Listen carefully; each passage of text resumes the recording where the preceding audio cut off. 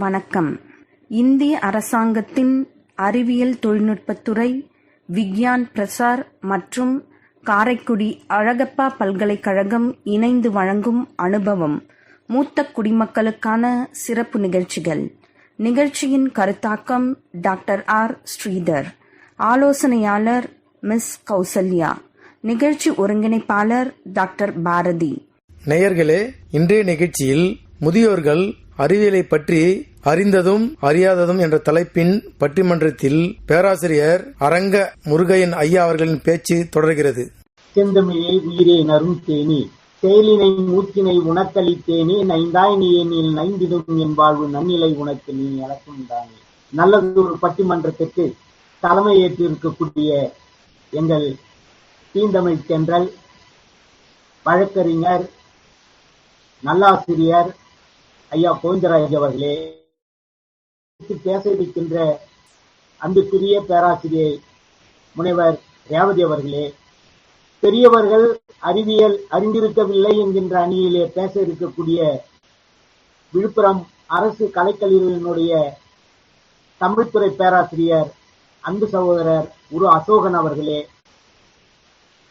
அருமை சகோதரி கந்தசாமி நாயுடு கல்லூரியினுடைய தமிழ்துறை பேராசிரியர் தேவசேகரன் அவர்களே, இந்த நிகழ்ச்சியை இங்கே களம் அமைத்து தமிழ் கூறும் நல்லுலகத்திற்கு இந்த கருத்துக்களை கொண்டு செல்லக்கூடிய ஒரு நல்ல வாய்ப்பினை ஏற்படுத்தி தந்திருக்கக்கூடிய மணக்குள விநாயகர் கல்லூரியினுடைய பேராசிரியர் டாக்டர் பாரதி மேடம் அவர்களே, இந்த நிகழ்வினை கேட்டுக்கொண்டிருக்கக்கூடிய அன்புசால் நேயர்களே, அனைவருக்கும் என்னுடைய பணிவான வணக்கத்தினை தெரிவித்துக் கொள்கின்றேன். நம்முடைய சமுதாயத்தினுடைய ஒழுங்கு முறை என்பது யாரால் கட்டமைக்கப்படுகிறது என்று சொன்னால் பெரியவர்களால் கட்டமைக்கப்படுகிறது. பெரியவர்கள் காட்டிய வழியும் பெரியவர்கள் காட்டுகின்ற வழியும் தான் இன்றைக்கு ஒரு மனிதனது வாழ்க்கையை தடம் மாறாது செயல்படக்கூடிய ஒரு நல்ல வாய்ப்பினை ஏற்படுத்தி தருகின்றது. அதனாலதான் திருவள்ளுவர் ஒரு திருக்குறள்ல சொல்றார், தம்மின் பெரியார் தமரா ஒழுகுதல் வன்மையுள் எல்லாம் தலை. மூத்தவருடைய தெரிவு செய்து கொண்டு அந்த மூத்தவர்களை நாம் எப்படி தேர்ந்தெடுக்க வேண்டும், அறிவியலிலும் ஆற்றலிலும் சிறந்து விளங்கக்கூடிய அந்த மூத்தவர்களுடைய வழி நின்று வாழக்கூடிய ஒருவன் அவனுடைய வாழ்க்கையிலே அறம் தவறுவது கிடையாது, வாழ்க்கை நெறிக்கு பிறழுவது கிடையாது. அவனுடைய வாழ்க்கை என்பது மிக நல்ல முறையிலே அமையும் என்பதை திருவள்ளுவர் எடுத்துக்காட்டாக சொல்லியிருப்பார்கள். எந்த ஒரு மனிதனாக இருந்தாலும் சரி, கல்வியை பெறுவதிலும் அறிவை பெறுவதிலும் ஆற்றலை பெறுவதிலும் ஒரு குருவை முன்னிறுத்தித்தான் ஒன்றை பெற முடியும் என்பதற்கு திருமூலர் திருமந்திரத்திலே ஒரு பாடலிலே சொல்லியிருக்கிறார். தெளிவு குருவின் திருமேனி காண்டல், தெளிவு குருவின் திருநாமம் செப்பல், தெளிவு குருவின் திருவார்த்தை கேட்டல், தெளிவுறு குருவுரு சிந்தித்தல் தானே என்று எந்த ஒரு செயலுக்கும் ஒரு தெளிவு பெற வேண்டும் என்று சொன்னால் அந்த செயலுக்காக காரியத்துக்காக நாம் ஒரு குருவை வைத்திருக்க வேண்டும். இந்த இடத்துல குரு என்றால் ஒரு பெரியவர், நமக்கு வழிகாட்டக்கூடியவர். அப்படி இருக்கக்கூடிய வாழ்க்கை முறையை அமைத்துக் கொண்டு இந்த உலகியலிலே தங்களுடைய வாழ்க்கையை நடத்தக்கூடியவர்கள் நம்முடைய தமிழர்கள். அந்த அடிப்படையிலே பார்க்கின்ற பொழுது பெரியவர்களுக்கு அறிவியல் தன்மை என்பது எந்த அளவிற்கு நுணுக்கமான முறையிலே இந்த சமுதாயம் உணர்ந்திருந்தது என்பதற்கு பல எடுத்துக்காட்டுகளை நாம் அடுக்கிக் கொண்டே போக முடியும். நம்முடைய திருக்குறளை எழுதுகின்ற போது மருத்துவத்திற்கு மருத்துவத்தை எப்படி பார்க்க வேண்டும் என்று சொன்னவர் நம்முடைய திருவள்ளுவர் நாயனார். நோய் நாடி நோய் முதல் நாடி வாய் நாடி வாய்ப்பச் செயல் என்கின்ற அந்த திருக்குறள்ல இன்றைக்கு மருத்துவத்துறை பின்பற்றக்கூடிய அந்த கருவி முதல் கொண்டு எப்படிதான் ஒருத்தவனுக்கு மருத்துவம் பார்ப்பது என்பதை எடுத்து சொன்னவர்கள் நம்முடைய பெரியவர்கள். அவர்களுடைய ஆற்றல் என்பது எப்படிப்பட்டது என்பதை பார்க்கின்ற பொழுது அப்படியே வியந்து போகும். ஐயா நடுவர் ஐயா அவர்கள் பேசும் பொழுது தொட்டு காட்டி விட்டு சென்றார்கள். இன்றைக்கு வாட்சியை பார்த்து கூட நேரத்தை கணித்து சொல்ல திணறக்கூடிய இன்றைய சமுதாயத்துல தான் நடுவே நின்று அந்த வெயிலே நிற்கின்ற பொழுது தன்னுடைய நிழல் விழுகின்ற தன்மையை வைத்து நேரத்தை கணித்து சொல்லக்கூடியவர் ஆற்றல் பெற்றவர்கள் நம்முடைய பெரியவர்கள். இன்னைக்கு வீடுகள்ல பார்த்தோம்னா இன்றைக்கு இந்த நோய் கிருமியினுடைய கொடுமையை நாம் தாங்க முடியாத துயரத்திலே உலகமே தத்தளித்துக் கொண்டிருக்கிறது. ஆனால் இந்த கிருமிகளை கண்டறியக்கூடிய ஆற்றல் பொருந்திய கருவிகள் இல்லாத காலத்திலேயே நம்முடைய தமிழர்கள் வேப்பிலையா அவங்க வீட்டுல சொருக ஆரம்பிப்பாங்க. திருவிழா காலங்களிலே இன்னும் மற்ற காலங்கள்ல பார்த்தோம்னாக்கா வீட்டில் வாயிலே வேப்பிலையை சொருகின்ற வழக்கம் இன்று வரைக்கும் இருக்கிறது. ஆனால் அதை பலர் காரணம் அறிந்து செய்வார்கள். பலர் இன்றைய தலைமுறை காரணம் அறியாமலே பெரியோர்கள் சொன்னார் என்று வாசலிலே வேப்பிலையை சொருகி வைப்பார்கள். ஆனால் அதற்கான அடிப்படை காரணத்தை இன்றைக்கு உணர்ந்திருக்கின்றார்கள்.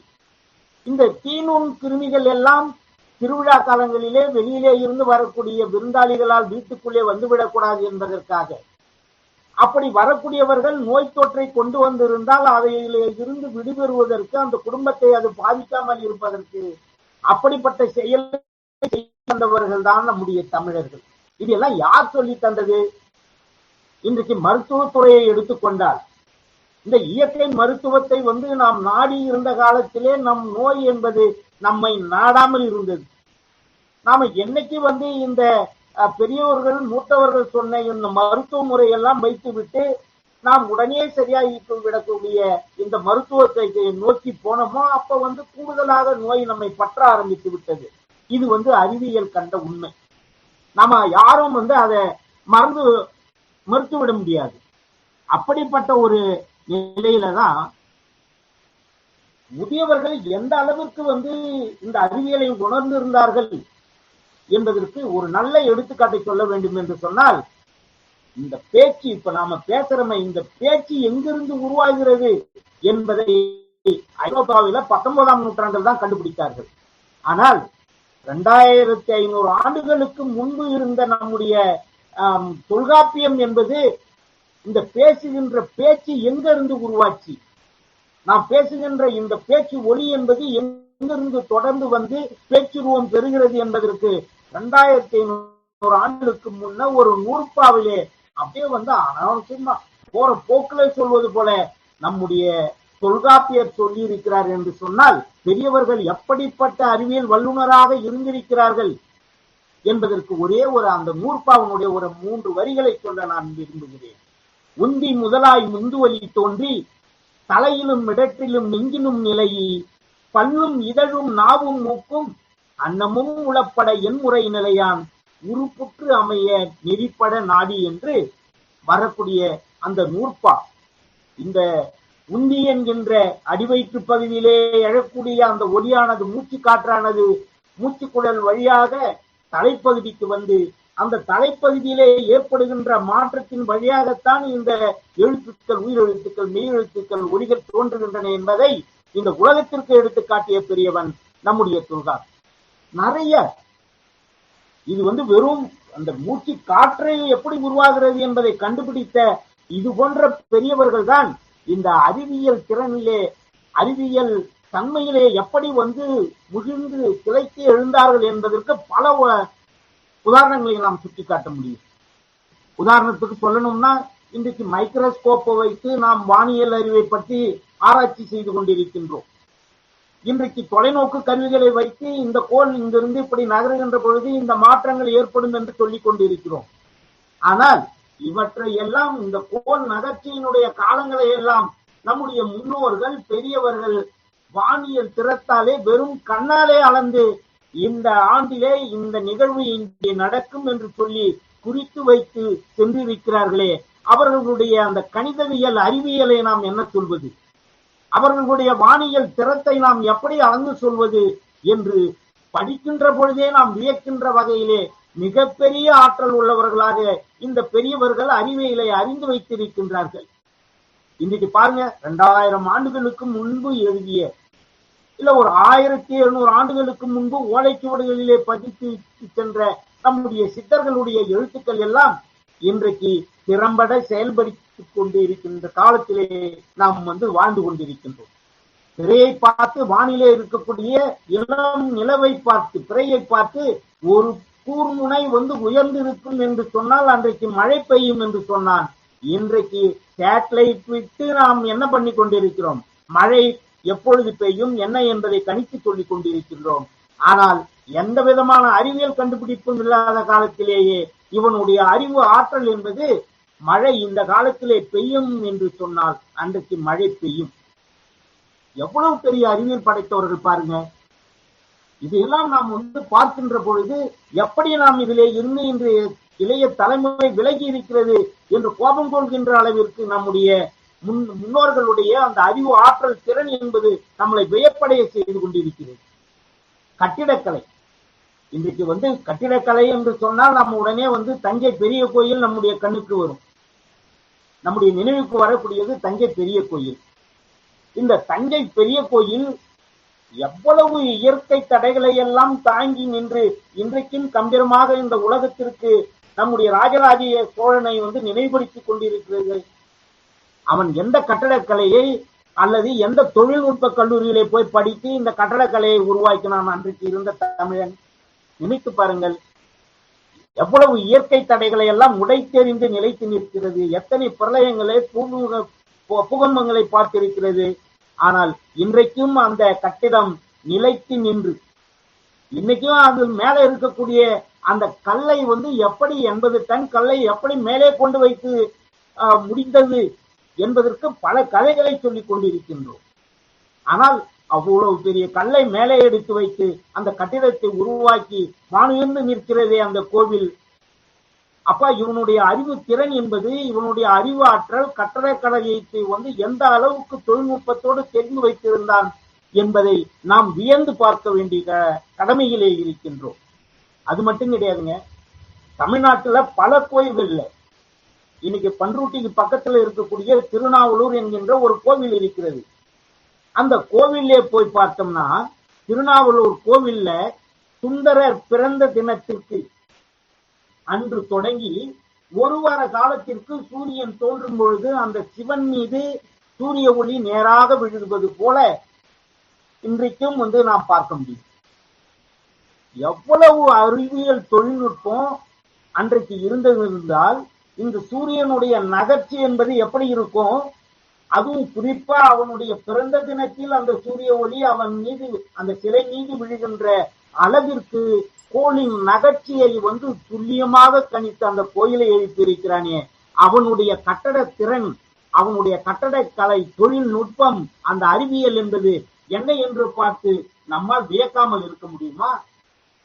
நிலவை பார்ப்பவன் நிலத்திற்கு முன்னால் ஒரு பெரிய வட்டம் இருக்கும் என்று சொன்னால் ஒரு வாரத்திலே மழை பெய்யும் என்று சொன்னானே, தும்பி பறந்தால் மழை வரும் என்று சொன்னானே, தவளை கத்தினால் மழை வரும் என்று சொன்னானே, வேளாண்மை சார்ந்து இருந்த மக்கள் இப்படிப்பட்டவற்றை எல்லாம் பார்த்து அறிவியல் தொழில்நுட்பத்தோடு இவற்றை எல்லாம் பார்த்தவர்கள் நம்முடைய தமிழர்கள் அல்லவா?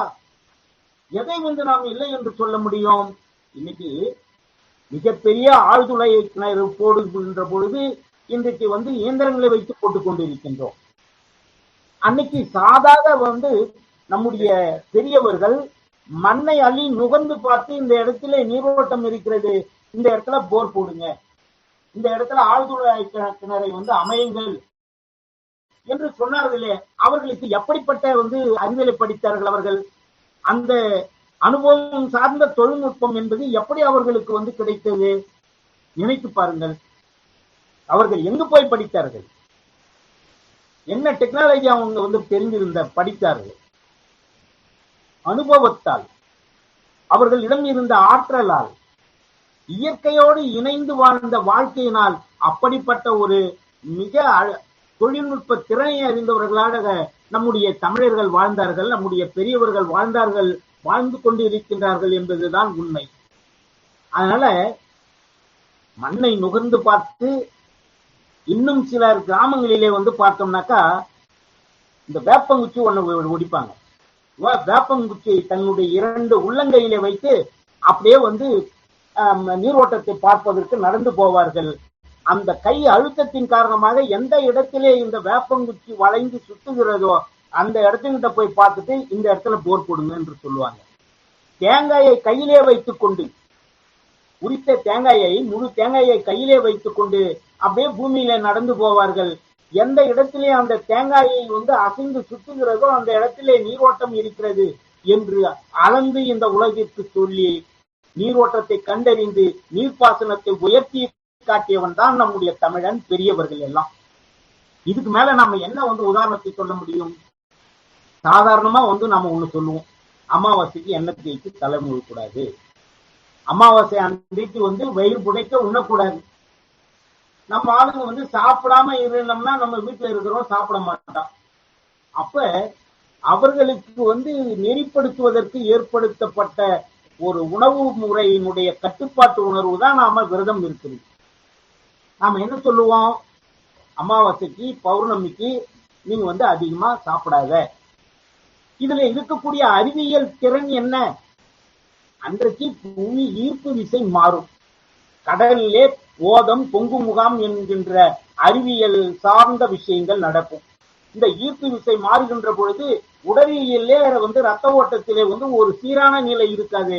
அன்றைக்கு நீ மாமிச உணவுகளையோ அல்லது வயிறு புடைக்க தின்பதனாலேயோ செரிமான பிரச்சனைகள் ஏற்படும். அதனால நீ உண்ணாவிரதம் இல்லையான்னா எவ்வளவு அந்த அறிவியல் சார்ந்த விஷயங்கள் அவன் மனதிலே இருத்தி சடங்குகளாக எளிதாக சட்டங்களாக உரிகள் வாக்கி வைத்திருந்தான் என்பதை நாம் சிந்தித்து பார்க்க வேண்டும் நடுவர் அவர்களே. இது மாதிரி வாழ்க்கையில நிறைய விஷயங்களை சொல்லலாம். அன்றைக்கு ஒரு ஊரை உருவாக்குவான் என்று சொன்னால் வடக்கு பக்கத்திலே சுடுகாடை அமைத்தான் முருகையன். இந்த வடக்கு காட்சி முருகையன் ஐயா சொல்லுங்கய்யா. காலத்தின் அருமையை கருதி முடிச்சிருங்க ஐயா, ஒரு நிமிடம். மகிழ்ச்சி மகிழ்ச்சி. அப்படி நம்முடைய காலத்திற்கு தகுந்த மாதிரி இந்த சுடுகாட்டை அமைக்கின்ற பொழுது கூட அங்கு எரிகின்ற பிணைத்தினுடைய வாடை ஊருக்குள்ள வந்துவிடக் கூடாது என்பதிலே கவனமாக இருந்தார். பெரியவர்கள் சொல்லுவார்கள், வடக்கிலே தலை வைத்து படுக்காதே என்று. அதுல என்ன அறிவியல் இருந்தது? வடக்கிலே தலை வைத்து படுத்தால் ஈர்ப்பு விசை அதிகமாக இருக்கக்கூடிய வடபக்கம் காந்த புவி விசையின் காரணமாக உன் உடம்பிலே ரத்த ஓட்டம் மாறும், உடம்பு உனக்கு ஊறு விளைவிக்கும் என்பதனால வடக்க தலை வைத்து படுக்காதே என்று சொன்னார்கள். இப்படி வாழ்வியல் முழுவதும் பெரியவர்கள் அறிவியலை தெரிந்து வாழ்ந்தார்கள், வாழ நம்மை பழக்கினார்கள். இன்றைக்கும் பெரியவர்கள் சொல்கேட்டு நடப்பவர்கள் வாழ்வியலிலே தலை சிறந்தவர்களாக நடந்து கொண்டிருக்கிறார்கள், நடப்பார்கள் என்று சொல்லி இந்த நல்ல தலைப்பினை தந்து எங்களை கருத்துரை சொல்ல வைத்த அனைவருக்கும் மிகுந்த நன்றியை தெரிவித்து இடம் சார்கின்றேன். வணக்கம், நன்றி. பேராசிரியர் அரங்க முருகையன் அவர்கள் மிக மிக சிறப்பாக ஆழமாக பல்வேறு கருத்துக்களை பதிவு செய்திருக்கிறார்கள். அறிவியல் தெரியாமல் நம் மூதாதையர்கள் இல்லை என்பதை திருக்குறளிலே ஆரம்பித்து திருமூலரை பின்னால் தொல்காப்பியர் வரையில் இலக்கியத்திலே சான்று சொன்னாலும் கூட நடைமுறையில் ஒரு மனிதன் வாழும்போது வாழ்வியலில் எவ்வளவு அறிவியலை கடைபிடிக்கிறான் என்ற செய்திகளை அவர்கள் மிக அழகாக பதிவு செய்தார்கள். உண்மையிலே இன்றைக்கு அரங்க முருகையன் பேசிய அந்த பேச்சு எல்லோரையும் சிந்திக்க வைக்கும். ஒரு அற்புதமான ஒரு ஆழமான உரையை ஆற்றிய நண்பர் அவர்களுக்கு என்னுடைய மனப்பூர்வமான வாழ்த்துக்களை நான் முதலில் தெரிவித்துக் கொள்கிறேன். அவர் சொன்னார், தம்மென் பெரியார் என்ற திருக்குறளை தொடங்கி பெரியவர்கள் தானே நமக்கெல்லாம் குருவாக இருக்கிறார்கள், மூத்தவர்களுடைய வார்த்தையை மூத்தோர் சொல் வார்த்தை அமிர்தம் என்று ஒரு வட்டார வழக்கு சொல் இருக்கிறது. அவங்க குருவாக இருந்து நமக்கு வழிகாட்டுகிறார்கள். அதைத்தான் திருமூலர் தெளிவு குருவின் திருமேனி காணல், தெளிவு குருவின் திருவார்த்தை கேட்டல் என்றெல்லாம் குருவினுடைய பெருமையை சொன்னார் என்று சொல்லிவிட்டு இன்னொன்று சொன்னார், நோய் நாடி நோய் முதல் நாடி அது தனிக்கு வாய் நாடி வாய்ப்பு செயல் என்று தானே உண்மையான மருத்துவம் அப்படின்னு சொன்னார். ஆழமாக சிந்திக்க வேண்டிய ஒரு கருத்து அது. நீங்க அந்த காலத்துல நாட்டு வைத்தியர்கிட்ட போனீங்கன்னா உங்க கையை பிடிச்சு அந்த நாடியை தான் முதல்ல பார்ப்பாங்க. எந்த நாட்டு வைத்தியரும் சித்த வைத்தியரும் உங்களுக்கு என்ன வியாதின்னு நம்மள கேட்க மாட்டாங்க. அந்த நாடியை பிடிச்சு என்ன பண்ணுவாங்க, உங்களுக்கு பித்தம் கொஞ்சம் அதிகமா இருக்கு, இல்ல கபம் கொஞ்சம் அதிகமா இருக்கு, இல்ல சிலேட்டுமம் கொஞ்சம் அதிகமா இருக்கு. இது 3 தான் உடம்பினுடைய வியாதியினுடைய ஒட்டுமொத்த விஷயங்கள் இந்த 3ல தான் இருக்கும். ஆனா இன்னைக்கு எப்படி ஆயிப்போச்சுன்னா, என்னங்க செய்யுது உடம்புக்கு? மூச்சு விட முடியல டாக்டர். இத்தனை நாளா டாக்டர். அப்புறம் என்ன செய்யுது? வயிறு உப்பிச்சு டாக்டர். அப்புறம் ஜுரம். எல்லாமே நம்ம என்ன சொல்றோம் அப்படின்னு சொல்லிதான் இப்ப மருத்துவம் ஆரம்பிக்கிறாங்க. ஆனா ஆதி காலத்துல அப்படி இல்லை. நமக்கு என்ன அவன் சொல்றான்? வயிறு வலிக்குதா, 2 நாளா காய்ச்சலா இருக்குதா, லேசா தலை வலிக்குதா, கொஞ்சம் ஜுரமா இருக்கா, இப்படி ஆதி காலத்தில் மருத்துவ முறைகள் இப்படியெல்லாம் இருந்தது. வள்ளுவ பேராசான் எவ்வளவு அழகா சொல்றார், நோய் நாடி நோய் முதல் நாடி. எப்படி இது ஆரம்பிக்குது, அதுக்கு என்ன வைத்தியம் செய்யணும் அப்படின்றதுதான் மருத்துவம் தெரிஞ்சுக்கணும் அப்படின்னு இயற்கை மருத்துவத்தை சொன்ன. இந்த மருத்துவ முறைகளை தாண்டி வேப்பிள்ளை, இன்னைக்கு வேப்பிலை கட்டுறோம் நம்ம வீட்டுல. அதாவது வெறும் அழகாக கட்டுறது இல்லை, அதுல எவ்வளவு மருத்துவ குணம் இருக்குது. ஆனா இன்னொரு நாடு அதனுடைய பேட்டன் ரைட்டே வாங்கி போயிட்டான். நம்ம நாட்டினுடைய பொருட்கள் எல்லாம் இன்னைக்கு பாத்தீங்க அப்படின்னு சொன்னா, இன்னைக்கு கொரோனா வந்த காலகட்டத்துல கூட நமக்கு அதிகமா அவங்க கொடுத்த மாத்திரை என்னன்னு பாத்தீங்கன்னா, பேராசிட்டமால் கொடுத்தாங்க, சத்து மாத்திரை கொடுத்தாங்க. ஆனா கப சுப சூரணம், சூப்பு கொடுக்குறாங்க, முட்டை கொடுக்குறாங்க, சத்தான உணவுகள். சத்து குறையும் போதுதான் நோய் எதிர்ப்பு சக்தி நமக்கு குறையுது. அதனால மாத்திரைகளை விட நம்பிக்கை ஊட்டுகின்ற மருத்துவமும், நமக்கு என்ன தேவையோ அதை சார்ந்த, இப்போ கபசுப சூரணம் எல்லாம் நம்ம குடிக்க என்ன ஆகுது அப்படின்னு சொன்னா, நானே சொன்னேன், கபம்னா என்ன, கபம் சுரம் எல்லாமே அதிலே நமக்கு புரிகிற பொருளாதான் அந்த வார்த்தைகளை வடிவமைத்திருக்கிறார்கள். அப்புறம் சொன்னாரு, கண்ணால எப்படி நேரத்தை அளந்தாங்க அப்படின்னு சொல்றாரு. பல்வேறு செய்திகளை அவர்கள் கட்டிடக்கலையில தொடங்கி நிறைவா ஒரு செய்தி சொன்னார், ரொம்ப அருமையா இருந்தது எனக்கு. இப்ப வடக்குல தலை வச்சு படக்கூடாது அப்படின்வாங்க.